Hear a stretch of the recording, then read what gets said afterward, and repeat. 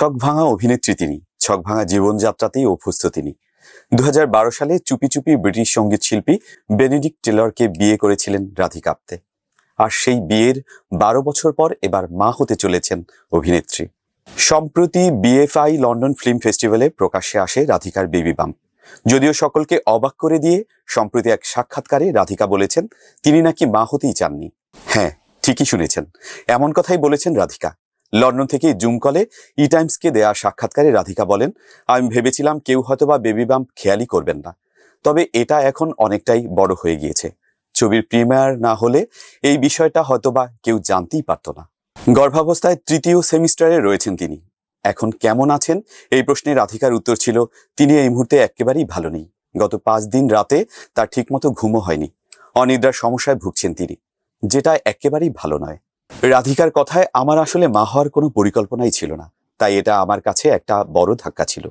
আমি সত্যিই কখনো সন্তান চাইনি, আর এই অন্তঃসত্ত্বা হলে ঠিক কি হয়, এটা ঠিক কেমন তা নিয়ে কখনো ভাবিনি। এটা একটা দীর্ঘ প্রক্রিয়া। অনেকে এটা নিয়ে ভালো ভালো কথা বলবেন, তবে বিষয়টা মোটেও মজার নয়।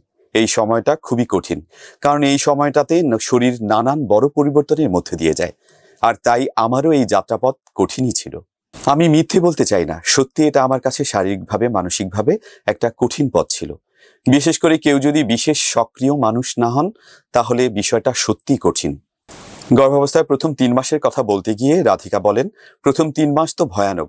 আমি ভীষণ অসুস্থ ছিলাম, অথচ ওই পরিস্থিতির মধ্যেও আমার টানা 3 মাস 40 ডিগ্রি তাপমাত্রার মধ্যে শুটিং করতে হয়েছে।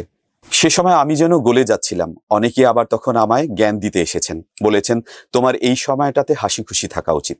সে সময় আমার মনে হতো তাদেরকে ঘুষি মেরে দেই। মনে হতো আমি ভুগছি আর আপনারা এই সময় বলছেন খুশি থাকো। রাধিকা বলেন, শুধু তিনিই নয়, তার স্বামী বেনেডিক্ট টেলরও সন্তান নিতে চাননি। তারা দুজনে এটা জানার পর 2 সপ্তাহ পর্যন্ত হতাশ ছিলেন, মানতেই পারছিলেন না। তার স্বামী বেনেডিক্ট রাধিকাকে এই কথা শুনে বলেন, এই বিষয়টা বেশ মজার হলো।